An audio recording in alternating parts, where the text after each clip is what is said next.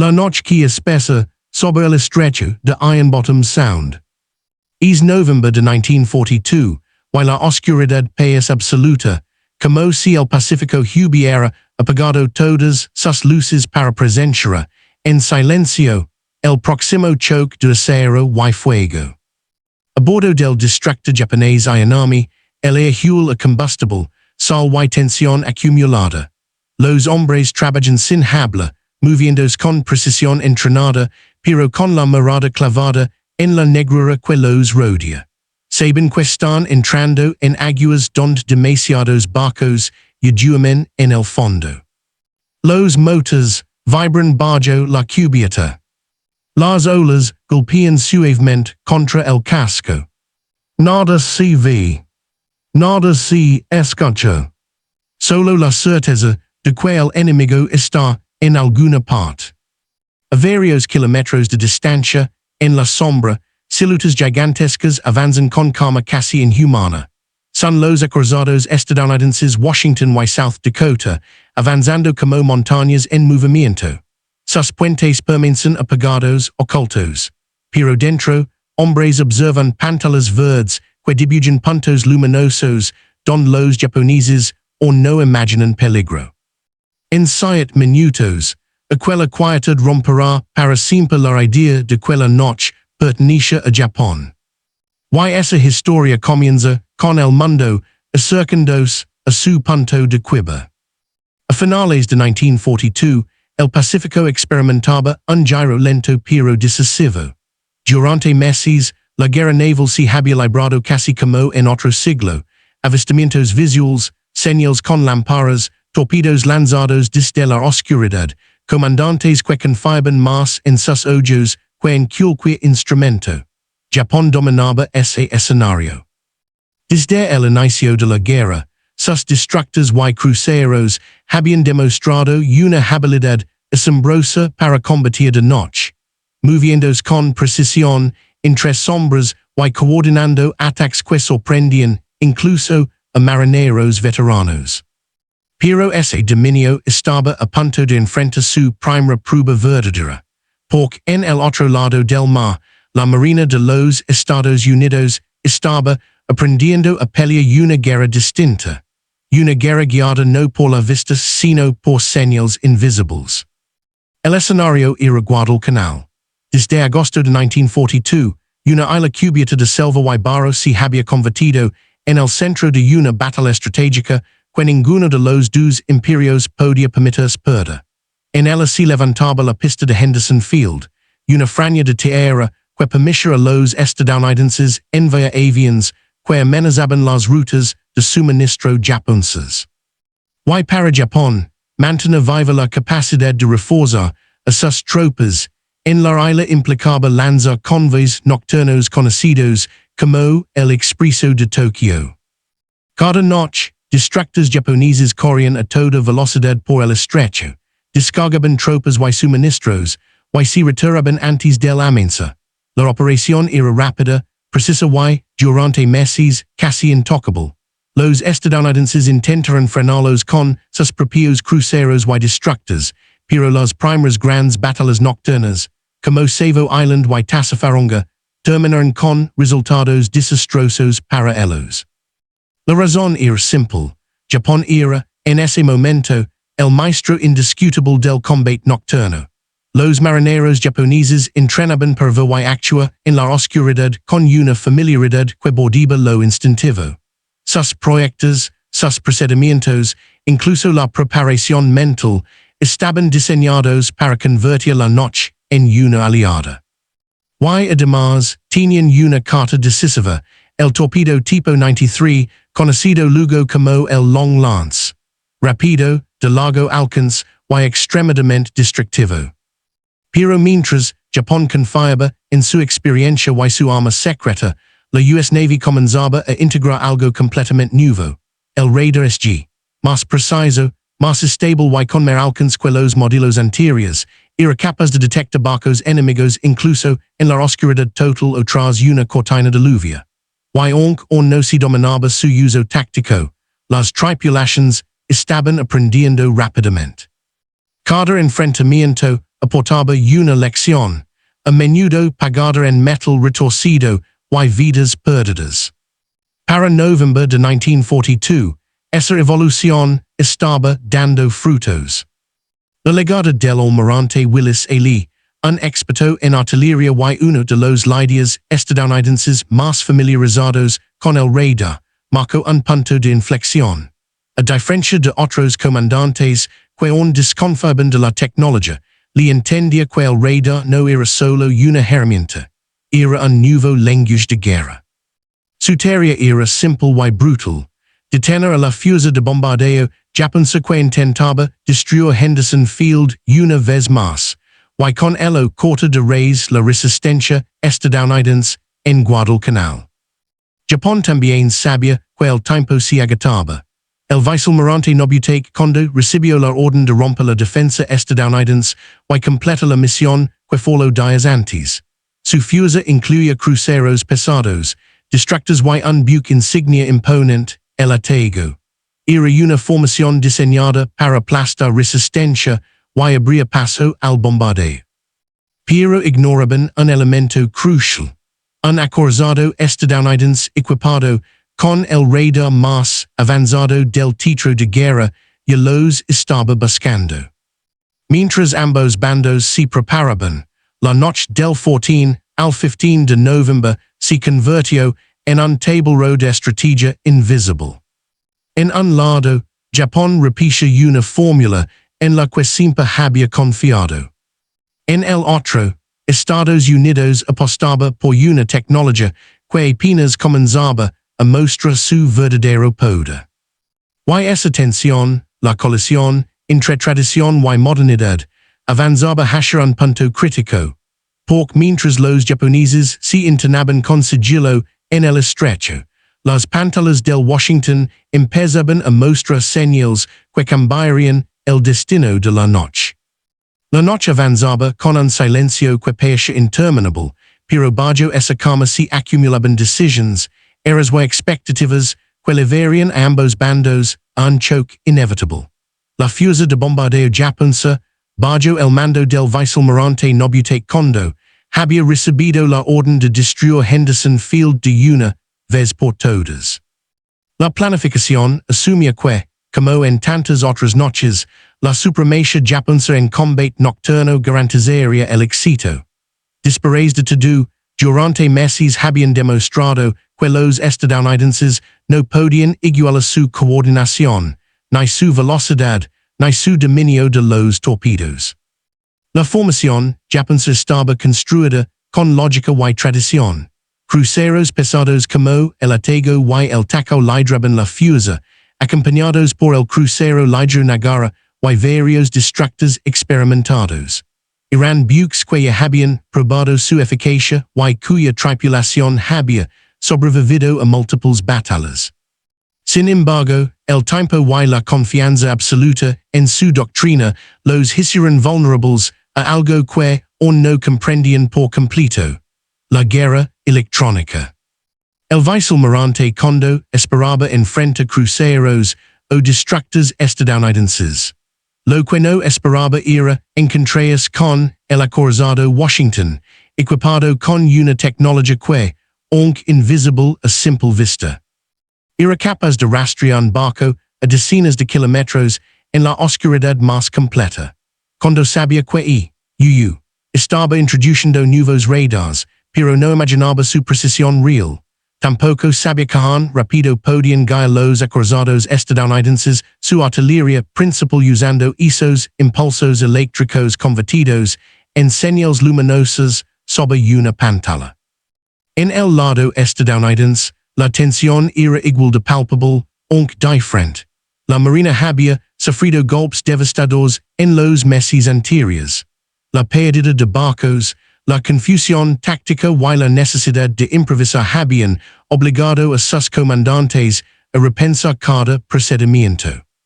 Cuando el almirante Willis Ching le tomó el mando de la fuerza de acorazados, arrastraba consigo una reputación sólida. Era uno de los oficiales más competentes en el uso del radar y uno de los líderes que mejor entendía la transición hacia una guerra moderna. El plan de la era, directo pero arriscado. Internas en el estrecho de Ironbottom Sound y espera la legada de Kondo. Para muchos officials estadounidenses, esa idea parece casi suicida. Aquel estrecho ya había devorado demasiados barcos. Su fondo estaba cubierto de restos de cruceros, destructores y vidas truncadas. Pero le confiaba en dos cosas. El poder de los acuerdos estadounidenses y la precisión de su radar SG. El Washington era la joya de esa estrategia. Su sistema de radar, manejado por operadores cada vez más experimentados, ofrecía una lectura clara del entorno. Los hombres frente a las pantallas no veían barcos directamente, sino ecos, puntos luminosos que revelaban movimiento, dirección y distancia. Era un tipo completamente distinto de percepción del campo de batalla, y aunque todavía generaba dudas en algunos oficiales tradicionales, lo consideraba ya indispensable. A medida que la fuerza estadounidense avanzaba en silencio, los operadores comenzaron a detectar señales débiles, al principio intermitentes, luego más firmes. Ecos que sugerían aproximación de barcos enemigos. Las sombras en las pantallas parpadeaban al ritmo del radar, revelando lo que el ojo humano nunca habría podido captar.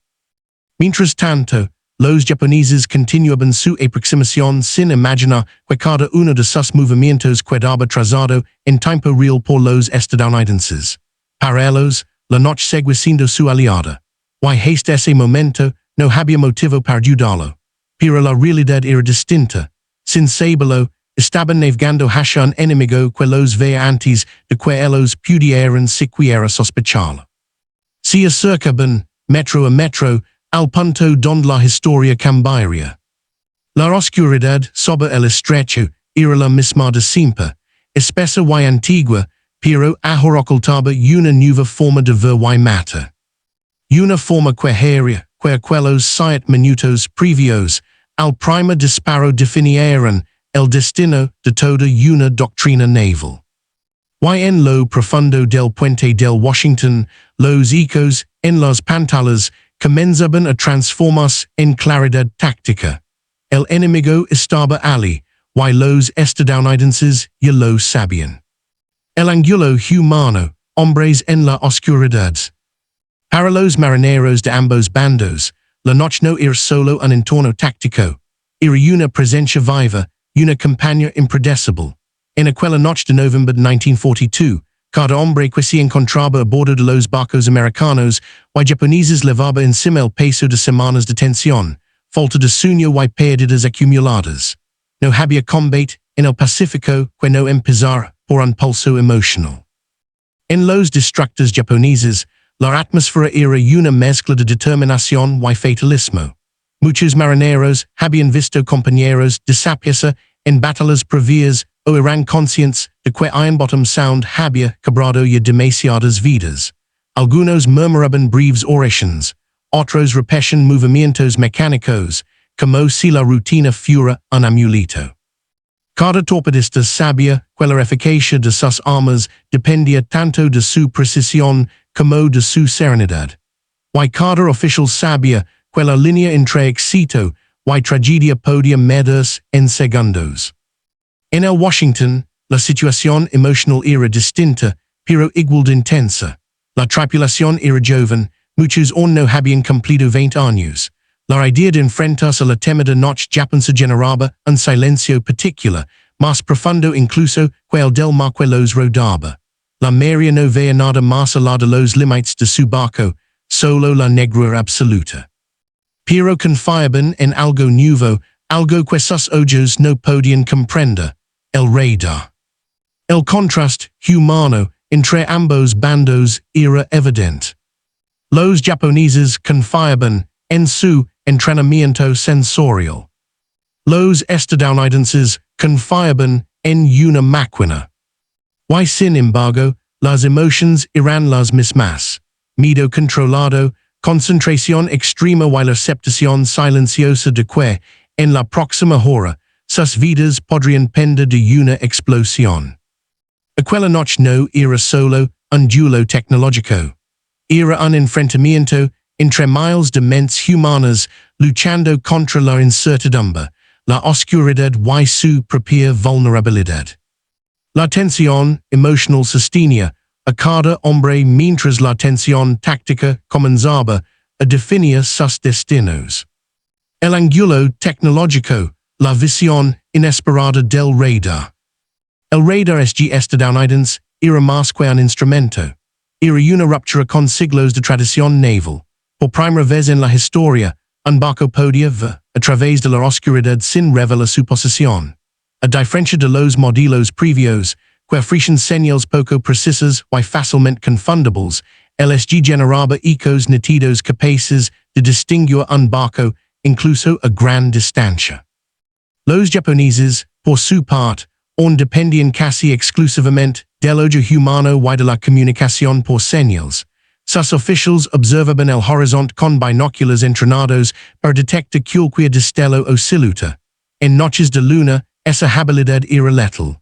Pero en noches totalmente oscuras, como aquella, se convertía en un riesgo mortal. Mientras los operadores del Washington veían puntos moviéndose sobre la pantalla, los japoneses no veían nada. Ni una estela, ni una sombra. Para ellos, la noche estaba vacía. Para los estadounidenses, estaba llena de información. El radar no solo detectaba barcos, sino que permitía al equipo de control de tiro calcular distancia, rumbo y velocidad con una precisión impresionante para la época. Eso significaba que los cañones de 406 del Washington podían ser dirigidos sin necesidad de ver al enemigo. Era un cambio profundo. Un cambio que los japoneses no comprendían aún. El radar redefinió la relación entre percepción y acción. Donde antes había incertidumbre, ahora había coordenadas. Donde antes se tardaban minutos en confirmar un contacto, ahora bastaban segundos. El ángulo táctico, dos doctrinas en colisión. En aquella noche se enfrentaban no solo barcos, sino dos filosofías tácticas completamente opuestas. La doctrina japonesa de combate nocturno se había perfeccionado durante décadas. Apostaban por la velocidad. El sigilo y la capacidad de lanzar ataques de torpedos devastadores antes de que el enemigo pudiera reaccionar. Sus destructores eran rápidos, maniobrables y equipados con el torpedo más avanzado del mundo. Su objetivo siempre era el mismo: acercarse, lanzar torpedos y retirarse antes de que la artillería enemiga pudiera detectarlos. La táctica estadounidense, en cambio, estaba cambiando a la fuerza. Hasta entonces, sus barcos habían dependido de la visibilidad y del fuego a distancia, una estrategia que fallaba en la oscuridad. Pero con el radar, podían mantener formaciones más cohesionadas y detectar amenazas antes de ser atacados. El Washington representaba ese cambio, un acorazado capaz de disparar con precisión sin necesidad de contacto visual. Mientras los japoneses avanzaban con la confianza de quien cree dominar la noche, los estadounidenses avanzaban con la seguridad de quien sabe que ya no la teme. En el fondo, aquella noche era la colisión de dos eras. La era del ojo humano contra la era del pulso electrónico. Y mientras cada doctrina se desplegaba en silencio, los minutos avanzaban hacia el punto en el que ambas tendrían que enfrentarse sin margen de error. Una tensión táctica que ahora evoluciona hacia otros ángulos igual de determinantes. El ángulo del liderazgo dos comandantes, dos mundos. En el corazón de aquella noche decisiva se encontraban dos hombres cuyas decisiones marcarían el destino de toda una batalla. El vicealmirante japonés Nobuteru Kondo y el almirante estadounidense Willis Ching Lee. Ambos venían de trayectorias muy distintas, y ambos entrarían en la historia por lo que estaba a punto de ocurrir. Kondo era un oficial veterano, preciso, meticuloso y heredero de una larga tradición naval. Su carrera había sido moldada por la confianza absoluta en la doctrina japonesa, velocidad, coordinación, agresión, órdenes y dominio nocturno. crea profundamente en la capacidad de su flota para ejecutar maniobras rápidas y letales. Y confiaba en que, incluso tras varios reveses en Guadalcanal, la calidad táctica japonesa seguiría imponiéndose. Sin embargo, esa confianza también era una venda. Cuando no tenía información clara sobre la presencia de acorazados estadounidenses en el área, y mucho menos sobre la capacidad real de su radar, basaba su estrategia en suposiciones antiguas, sin imaginar que estaba entrando en un nuevo tipo de guerra en la que su experiencia tendría menos peso del que siempre creyó. Willis Lee, por el contrario, era un comandante del futuro, aunque respetaba la tradición naval, entendía que la guerra moderna exige adaptación. Era uno de los oficiales estadounidenses más conocedores de la tecnología de radar, y además poseía una mente analítica capaz de procesar datos tácticos con rapidez y frialdad. Para Lee, la noche no era un enemigo, era una oportunidad. Sabía que, con el radar SG, sus barcos podían ser vistos, y esa ventaja lo convertía en el primer comandante estadounidense capaz de enfrentarse de igual a igual o incluso superior a las fuerzas japonesas en un combate nocturno. Ambos líderes tenían a sus hombres colocados en posiciones críticas. Ambos creían estar preparados. Pero solo uno de ellos comprendía que la guerra había cambiado. Y esa diferencia, esa brecha invisible entre tradición y tecnología, se revelaría con violencia cuando los primeros disparos iluminaron el estrecho. El ángulo del enemigo, la percepción japonesa.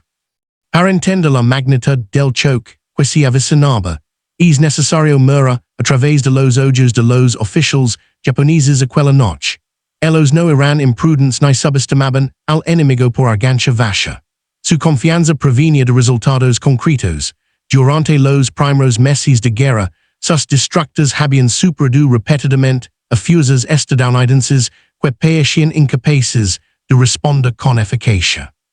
Los comandantes japoneses habían aprendido que la US Navy tendía a desorganizarse en la oscuridad. Sus formaciones se rompían con facilidad, y sus oficiales tardaban demasiado en coordinar el fuego. Además, la Marina Imperial contaba con los famosos torpedos tipo 93, capaces de recorrer distancias impresionantes sin dejar casi rastro en la superficie.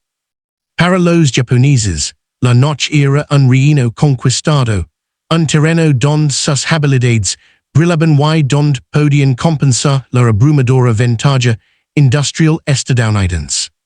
Lo que no sabían, lo que no podían saber, era que la US Navy ya no era la misma.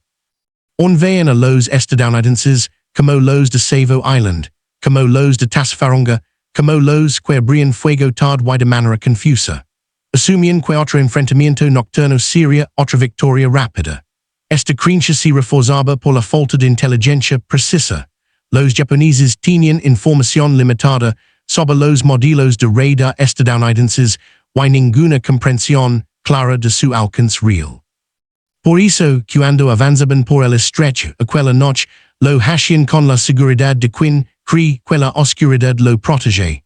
No activaron reflectores, no alteraron su velocidad, no tomaron precauciones contra un enemigo que pudiera verlos sin ser visto.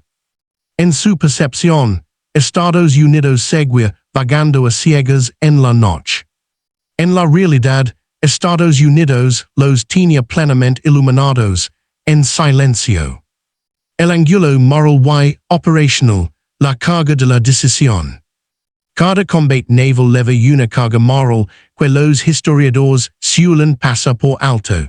Las decisiones no son simples cálculos, son elecciones que pesan sobre la conciencia de quienes deben tomarlas. Y aquella noche, tanto Kondo como Lee enfrentaron presiones profundas.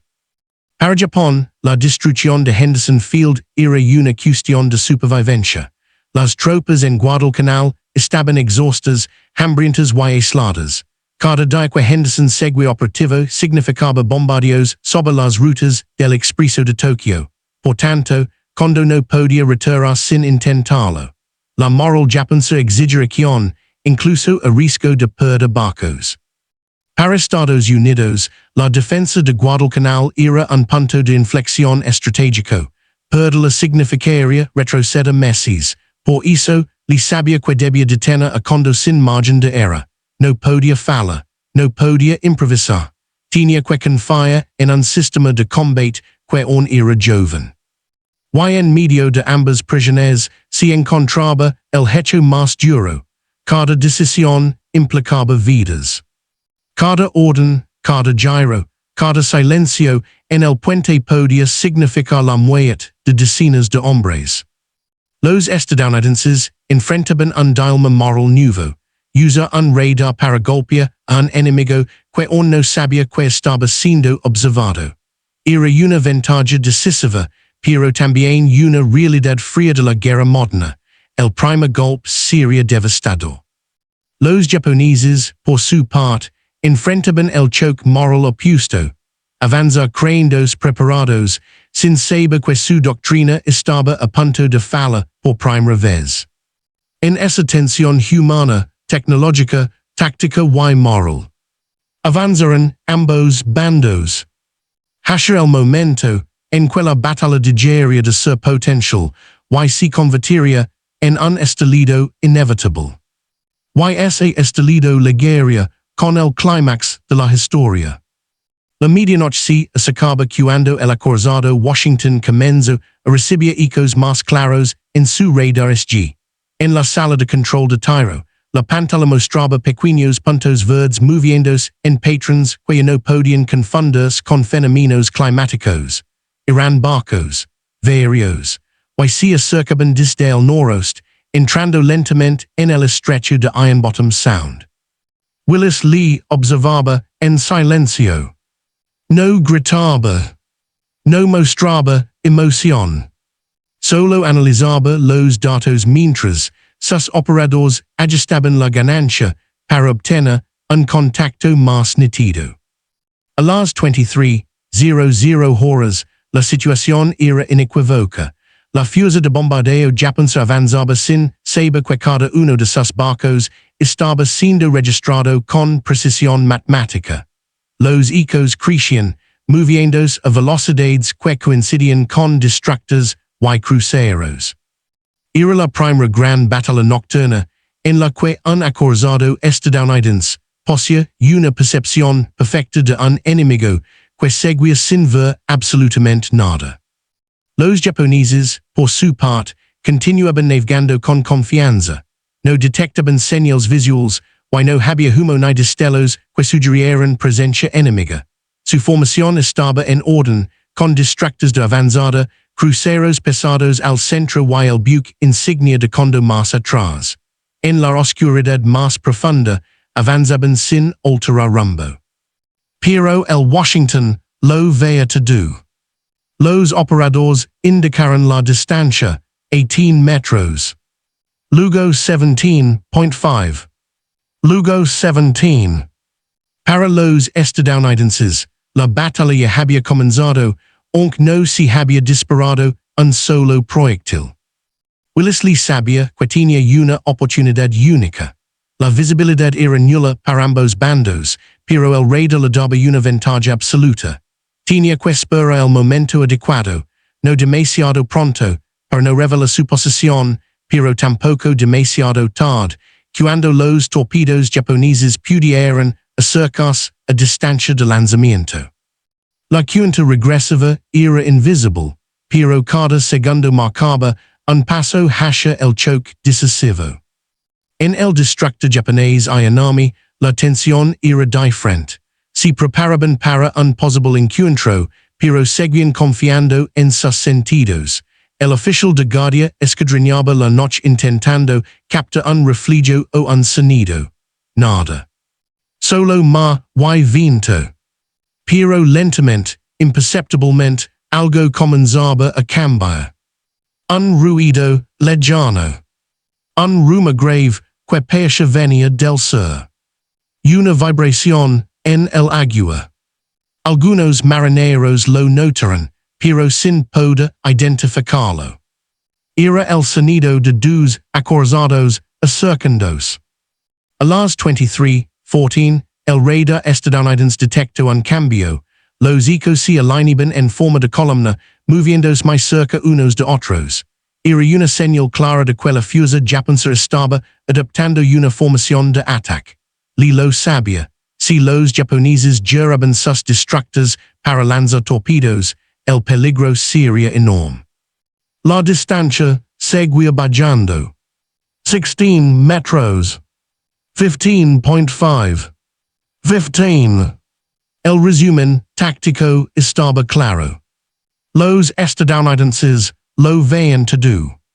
Los japoneses no veían nada. Pero todavía faltaba un elemento crítico.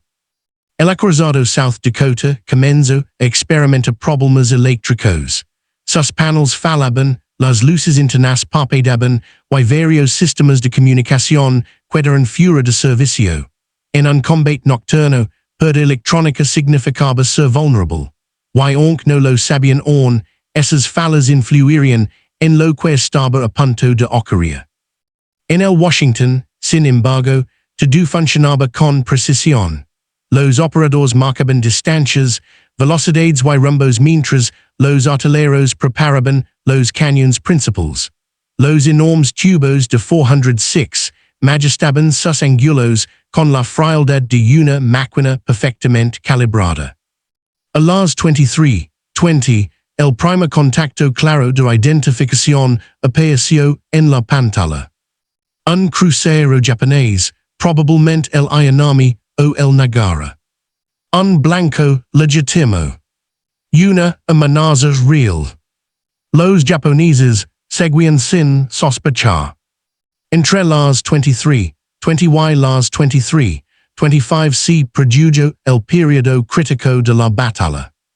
Fueron esos 7 minutos en los que los japoneses, sin saberlo, caminaron hacia el centro de la mira estadounidense. Sin iluminación, sin contacto visual, sin idea de que estaban siendo apuntados por un acorazado capaz de destruirlos en segundos. 7 minutos de movimiento ciego. 7 minutos donde la tecnología estadounidense ventrificó cada metro de su avance. 7 minutos que decidirían el destino de la batalla. En la pantalla del Washington, los ecos se acercaban hasta que ya no quedaba margen. 14 metros. 13.5. 13. Willis le dio la orden. Una orden breve. Una orden tranquila. El Washington preparó su artillería principal para abrir fuego. Y la batalla, silenciosa hasta ese instante, estaba a un suspiro de estalla. La próxima escena comenzaría con el trueno. Y aunque muchos oficiales estadounidenses todavía dudaban de la tecnología, en esa noche el radar sería no solo útil, sino decisivo. La tecnología ofrecía la posibilidad. El mando la convertiría en destino. La oscuridad sobre Iron-Bottom Sound era tan densa que parecía absorber el sonido. Nada se movía rápido. Cada barco avanzaba con prudencia, casi en silencio, como si la noche misma advirtiera que algo estaba por romperse. A bordo del Washington, el momento había llegado. A las 23:25, los operadores confirmó. Blanco principal, identificado. Un crucero japonés, navegando sin conciencia de que un acorazado de 35 toneladas lo tenía perfectamente centrado en su mira radar. Willis Lee no mostró emoción alguna, solo pronunció las palabras que iniciarían uno de los ataques más precisos de la historia naval. Abran fuego. No hubo gritos. No hubo dramatismo. Solo una orden. Un segundo de silencio absoluto. Y luego, el universo se partió. Los 5 cañones delanteros de 406 del Washington escupiran fuego al unisono. El destello iluminó la superestructura del acorazado como si fuera de día, revelando chimeneas, antenas y contornos metálicos contra un fondo de humo que se disipaba lentamente. El estruendo rebotó contra las colinas de Guadalcanal, haciendo que el aire vibrara como si una montaña hubiese explotado. Los marineros estadounidenses sintieron como sus órganos internos temblaban con la onda expansiva. A 13.2 metros, uno de los proyectiles que ajustó sobre el crucero japonés Ayanami. El impacto no solo abrió una brecha en su casco, destrozó compartimentos enteros. Los vigiles japoneses nunca vieron venir el ataque. Para ellos, el infierno simplemente apareció desde la nada. Y antes de que pudieran reaccionar, llegó la segunda andanada. Luego una tercera. Luego una cuarta. 30 segundos después, el Ayanami estaba envuelto en llamas, con su proa hundiéndose lentamente mientras su tripulación trataba de comprender que fuerza invisible los estaba distrayendo. Mientras tanto, los barcos japoneses finalmente detectaron los destellos en la distancia, pero era demasiado tarde para elaborar un contraataque organizado. La sorpresa era total. Algunos oficiales pensaron que era un ataque aéreo, otros imaginaron un crucero enemigo. Nadie sospechó que un acorazado estaba a solo unos kilómetros disparando con puntería perfecta sin necesidad de verlos. El almirante, cuando recibió informes contradictorios. Luz al sur. Explosión en el Ayanami. Posibles cañones pesados. Rumor de torpedos. La confusión se volvió su peor enemigo. En otro punto de la formación, el South Dakota luchaba por mantener sus sistemas funcionando. Su radar fluctuaba, su comunicación interna fallaba y sus luces parpadeaban como si el barco fuese un espectro. Cada folio electrónico lo hacía más vulnerable. Y a las 23:30 se iluminó. Un cortocircuito hizo que decenas de luces interiores se incendiaron simultáneamente, proyectando un tenue resplandor hacia el exterior a través de rendijas y ventanas. Para la fuerza japonesa, el South Dakota apareció como una sombra luminosa contra la oscuridad. Y esa sombra se convirtió en un blanco. Los destructores japoneses giraron rápidamente para lanzar torpedos. Las tripulaciones cargaron los poderosos long lance, torpedos tan avanzados que podían hundir un acorazado con un solo impacto. Era su oportunidad. Al menos podían destruir un barco enemigo aunque desconocían dónde estaba el que les había disparado. Pero el Washington lo veía todo. Sus operadores anticiparon el cambio en el patrón de movimiento. Los destructores estaban maniobrando para lanzar torpedos. Willis Lee reaccionó con precisión quirúrgica. Ordenó cambiar la mira hacia los nuevos ecos que se acercaban demasiado. Y la artillería secundaria, los cañones de 127, comenzó a disparar. Ráfagas rápidas, disciplinadas, bien dirigidas. Cada disparo iluminaba la noche con destellos blancos y amarillos. Los destructores japoneses se encontraron bajo fuego concentrado antes de poder completar sus maniobras. Dos de ellos sufrieron daños severos y uno se incendió inmediatamente. Pero el peligro no había desaparecido. Los long lance ya estaban en el agua. Decenas de torpedos avanzaban silenciosamente hacia las líneas estadounidenses. Era la prueba decisiva del radar, de la coordinación y de la capacidad de Lee para mantener la calma bajo presión. El Washington cambió rumbo a estribor. Sus motores respondieron con una rapidez impresionante para un buque de su tamaño. Si los cálculos eran correctos, los torpedos pasarían por detrás del acorazado. Cada villa observaba el mar con tensión creciente. Cualquier chispa, cualquier burbuja, cualquier estela podía significar un impacto mortal. A 23:34, un torpedo pasó a solo 20 metros del casco del Washington. La espuma brilló por un instante. Y luego desapareció en la oscuridad. El acorazado había esquivado la primera olada. But the danger wasn't over. Los torpedos seguían avanzando.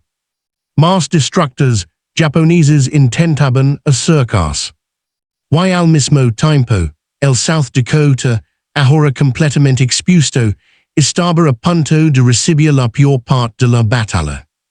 Mientras el Washington mantenía su precisión quirúrgica, la noche se preparaba para revelar a un segundo protagonista. Un acorazado que se convertiría, sin quererlo, en un imán para todos los disparos enemigos. La batalla se acercaba a su punto más crítico. El South Dakota avanzaba ciego, con sus sistemas reguladores fallando y los circuitos internos interrumpidos una y otra vez por cortocircuitos.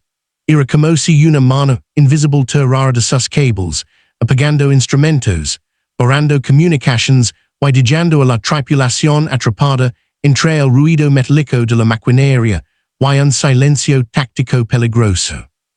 A las 23:35, cuando la nave se aproximó al centro del combate, ocurrió lo peor.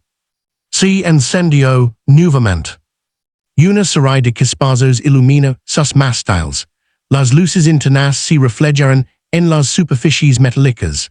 La silueta del acorazado apareció durante apenas unos segundos, pero fue más que suficiente. Para los villas japoneses, era como si la noche hubiese sido perforada por un faro. Un acorazado estadounidense estaba frente a ellos. Y esta vez podían verlo. El almirante cuando finalmente comprendió que la fuerza enemiga era más grande de lo que esperaba. No se trataba de un crucero aislado o un grupo disperso. Había al menos dos acorazados en el área. Y uno de ellos, el que disparaba con precisión quirúrgica desde la oscuridad, seguía siendo invisible. Pero el otro, el South Dakota, estaba completamente expuesto. Cuando no dudó, ordenó concentrar el fuego.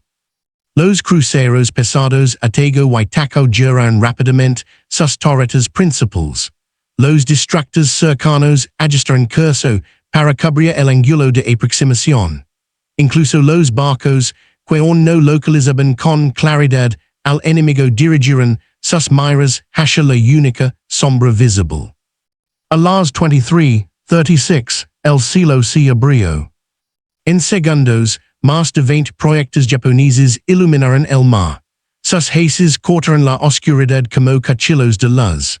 Y allí, atrapado en su resplandor, estaba el South Dakota, inmóvil poderoso. Pero sin la ventaja de la sorpresa. Era un blanco perfecto. Un gigante recortado contra la noche. Y los japoneses dispararon. El primer impacto ligó por el costado. El segundo golpeó la superestructura. El tercero reventó una sección del mástil. En apenas 2 minutos, el South Dakota fue alcanzado por más de 20 proyectiles entre los 203 y 127. La pintura ardió en varios compartimentos.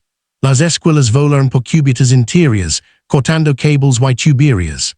La tripulación, entrenada para el combate, luchó por mantener el control, pero cada impacto sacudía la nave como si fuera un martillo golpeando el acero. Dentro de la sala de control, el capitán Thomas Gatch mantuvo su posición, escuchando como las comunicaciones se reducían a fragmentos incomprensibles. Puente a comunicaciones. Cortocircuito en. Fuego en. No hay respuesta de. Las frases se mezclaban con los temblores del casco. Ornacy, el South Dakota devolvía el fuego con sus torretas principales. Pero no podía ver a quien disparaba. Desconoce desde donde venía el ataque. Los proyectos japoneses lo cegaban por completo. Y mientras el South Dakota sufría bajo un diluvio de explosions, el Washington observaba desde la oscuridad. Para Willis Lee, el momento de actuar había legado de nuevo. El segundo eco más grande en el radar, el que se movía con velocidad constante hacia el centro del combate, no era un destructor, era un acorazado japonés, el Hiroshima. Un veterano de la Primera Guerra Mundial, rápido, armado, y ahora peligrosamente cerca del South Dakota. Si no actuaba en ese instante, el Hiroshima podría rematar al acorazado estadounidense averiado. Le tomó una decisión fría y directa. El Washington debía enfrentar solo a todo el núcleo de la fuerza japonesa. El oficial de radar ajustó las distancias. 11 metros. 10 8.4. El eco crecía. Era grande. Y se movía hacia el South Dakota. Blanco designado, informaron desde la sala de control de tiro. La computadora de pantalla Mark 8 hizo los cálculos. El radar trazó la velocidad del objetivo con precisión matemática. No importaba la oscuridad, no importaba el humo, no importaba la confusión. El Washington veía al Hiroshima tan claramente como si fuera de día. Estamos listos, dijo el oficial. Y le pronunció las palabras que cambiarían la historia naval del Pacífico. Disparan. La noche explotó. 9 cañones de 406 lanzaron una andanada que iluminó el mar con un destello blanco amarillo. Los villas japoneses apenas tuvieron tiempo de reaccionar. Nadie esperaba un disparo tan preciso desde un blanco que no podían ver, desde una nave que jamás había encendido una sola luz. Los proyectiles cayeron alrededor del Hiroshima, levantando columnas de agua más altas que sus torres de mando. La primera salva no impactó directamente, pero marcó la distancia.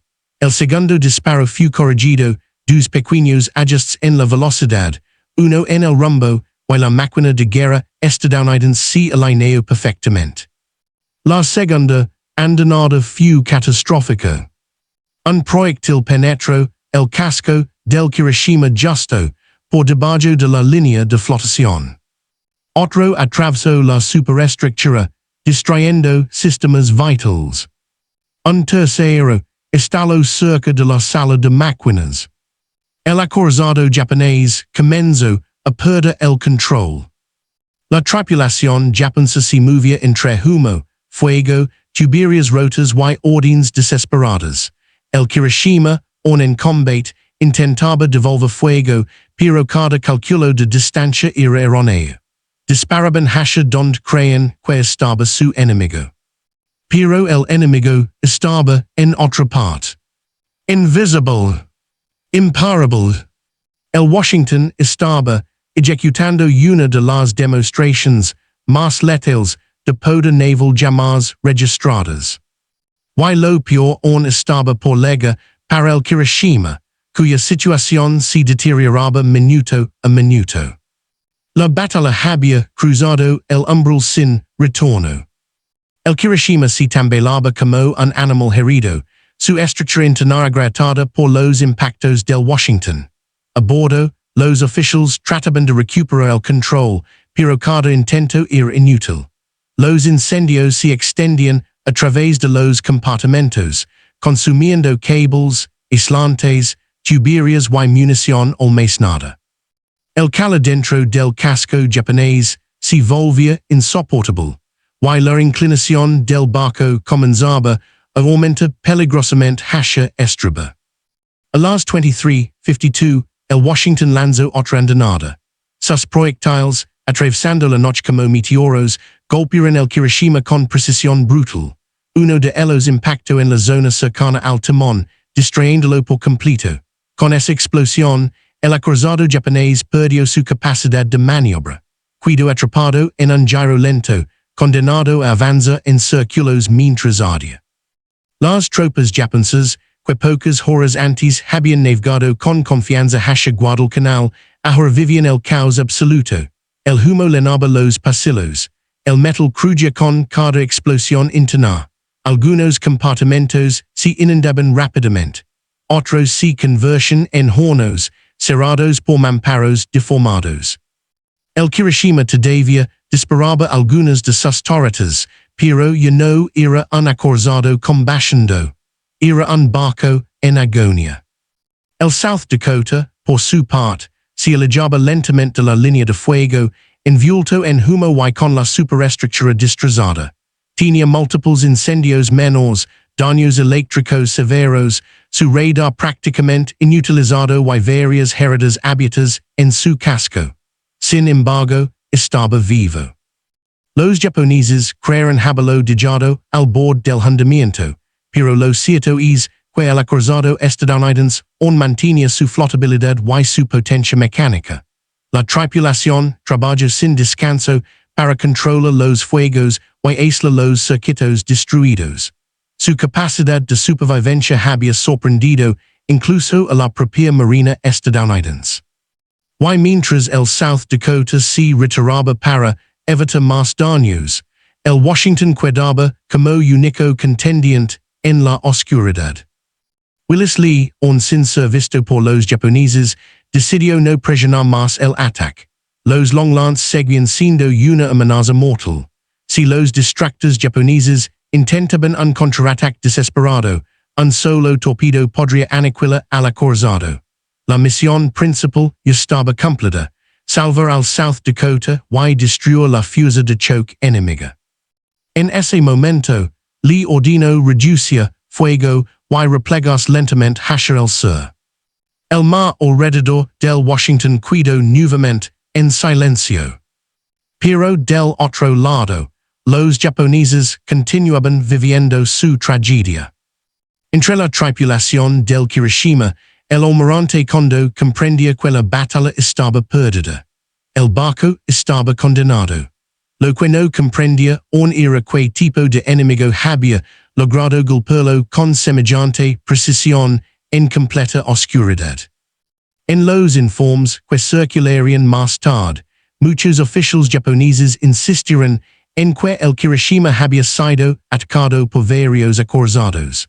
Otros creyeron que habían sido emboscados por una fuerza combinada de cruceros pesados y artillería costera. Algunos incluso aseguraron haber visto aviones. La incapacidad de detectar al Washington con ojos o instrumentos dio una impresión profunda en todos ellos.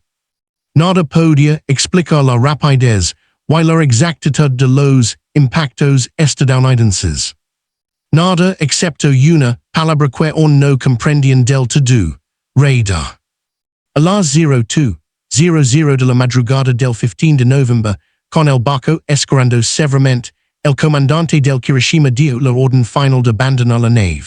Los marineros comenzaron a lanzarse al mar, ayudándose entre ellos mientras el fuego consumía los últimos restos de la superestructura. Las explosiones internas seguían detonando, iluminando el agua alrededor del casco moribundo. A las 03:25, el acorazado japonés se volcó completamente y desapareció bajo la superficie. Su hundimiento fue lento, casi solemne. Otro gigante metálico se hundía en Iron Bottom Sound, el cementerio de acero más oscuro del Pacífico. Las olas se cerraron sobre él. Y el silencio volvió. El resultado de la batalla cambiaría el equilibrio de Guadalcanal y, con el tiempo, el rumbo de la guerra. Pero antes de comprender su impacto, había que contar lo que ocurrió después, cuando ambas fuerzas evaluaron sus pérdidas y comprendieron las implicaciones de aquella noche. Cuando la luz gris del amenaza comenzó a filtrar sobre Iron Bottom Sound, la magneta del combate por fin se reveló. La superficie del mar estaba cubierta de restos, tablones carbonizados, fragmentos de metal, cables retorcidos, manchas de fuel flotando en la corriente. Y entre ellos, marineros japoneses que habían sobrevivido al hundimiento del Hiroshima, aferrándose a cualquier cosa que flotara. Los destructores japoneses que aún podían operar comenzaron una frenética operación de rescate. Sus tripulaciones, exhaustas, sacaban del agua los hombres que podían, mientras otros barcos, con daños severos, intentaban salir de la zona antes de que aparecieran bombarderos estadounidenses desde Henderson Field.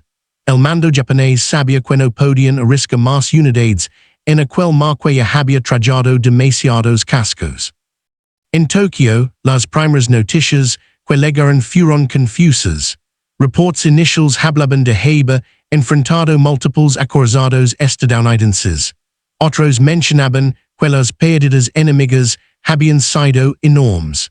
Pero cuando la información comenzó a ordenarse, la realidad fue clara y devastadora. Habían perdido el Hiroshima, dos destructores, y no habían conseguido destruir ni un solo acorazado estadounidense. La Marina Imperial Japonesa sintió el golpe como un puñetazo directo a su orgullo. No solo habían perdido un buque capital, habían perdido algo más intangible, pero aún más importante, la superioridad nocturna. La noche que durante 2 años había sido su reino natural, había sido arrebatada por un enemigo que no necesitaba luz para ver. En la otra orilla del Pacífico, el ambiente era diferente. El South Dakota, aunque gravemente dañado, logró llegar a escapar los peores momentos. Sus marineros trabajaron durante horas para controlar el fuego, estabilizar el sistema eléctrico y reparar las líneas de comunicación internas. A pesar de haber sido alcanzado por más de una veintena de proyectiles, seguía a flote. Las fotografías tomadas al amenaza revelaron un barco herido pero imponente, su silueta ennegrecida por el humo, su superestructura perforada por múltiples impactos, pero con el casco intacto. Era sin duda un acorazado sobreviviente.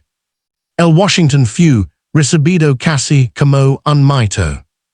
Había hundido al Hiroshima prácticamente solo, sin haber sufrido daños significativos, y haberlo hecho sin ser visto en ningún momento por la fuerza japonesa, convirtió a la nave en una leyenda instantánea dentro de la Marina de los Estados Unidos. Reports oficiales destacaron algo que se repetiría durante el resto de la guerra. El radar ya no era un complemento, era un arma. El análisis técnico posterior reveló la precisión casi quirúrgica del sistema de puntería Mark VIII. Sus datos habían permitido que el Washington disparara de noche como si fuera de día, con correcciones automáticas, cálculos balísticos instantáneos y un margen de error prácticamente inexistente a menos de 10 metros. El informe final de la batalla concluyó que, sin el radar, el Washington jamás habría logrado localizar, apunta y destruir al Hiroshima a esa distancia, en esas condiciones y sin ser detectado. Para los japoneses, la reflexión fue amarga. La noche ya no era un escudo. El entrenamiento que habían perfeccionado, las tácticas que habían dominado, los avances en torpedos que les habían dado ventaja desde 1941, ahora eran vulnerables ante una tecnología que cambiaba el significado mismo del combate nocturno. La Marina Imperial comenzó a acelerar el desarrollo y la adopción de radars domésticos, pero el retraso era demasiado grande. Mientras los estadounidenses perfeccionaban sistemas más potentes, más precisos y más integrados a cada barco, Japón trataba de alcanzar un tren que ya no podía seguir. Esa noche de noviembre no solo marcó la pérdida de un acorazado. Marcó el fin de una era para la flota japonesa. Y el comienzo de una nueva forma de guerra naval. Guadalcanal permanecería en disputa por unas semanas más, pero en el aspecto marítimo, la balanza había cambiado. La victoria del Washington garantizó que los suministros japoneses no llegarían de manera regular. Y sin suministros, las fuerzas terrestres estaban condenadas. En los meses siguientes, Japón tendría que abandonar la isla por completo. Y todo comienza con una noche en la que un acorazado estadounidense, guiado por un radar silencioso, cambió el curso del Pacífico. El océano se calmó. Las aguas ocultaron nuevamente los restos de acero. Y la guerra siguió su camino hacia nuevas batallas, nuevas decisiones, nuevas tecnologías. Pero aquella noche jamás sería olvidada. La batalla de la noche del 14 al 15 de noviembre de 1942 no fue solo un enfrentamiento entre barcos. Fue un momento de transición, un instante en el que la historia giró silenciosamente hacia una nueva dirección. Durante años, la Marina Imperial Japonesa había dominado la guerra nocturna con una mezcla de entrenamiento impecable, torpedos devastadores y una confianza absoluta en su capacidad para ver donde otros no podían. Pero aquella noche, frente a las costas de Guadalcanal, esa ventaja se desvaneció. La oscuridad, su aliada más fiel, fue conquistada por una luz invisible. El radar estadounidense no solo vio más lejos, vio con precisión matemática, transformó la incertidumbre de la noche en una ecuación, convirtió la distancia, el movimiento y el tiempo en variables que podían resolverse en segundos, y al hacerlo, cambió para siempre la esencia del combate naval. El hundimiento del Hiroshima no solo representó la pérdida de un acorazado, representó la pérdida de una era.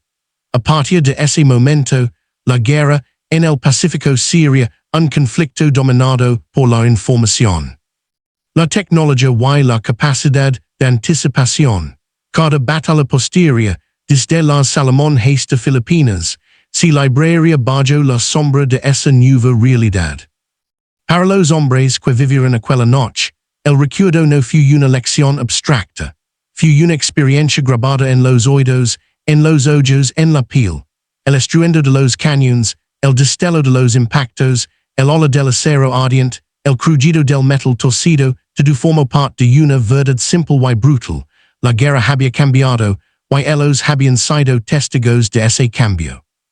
Hoy Ironbottom Sound sigue guardando los restos del Hiroshima y de tantos otros barcos. Bajo esas aguas oscuras descansa el testimonio silencioso de la noche en que dos formas de guerra se encontraron. Una basada en la tradición y la audacia, otra en la ciencia y la precisión. Y en ese encuentro, el futuro venció al pasado.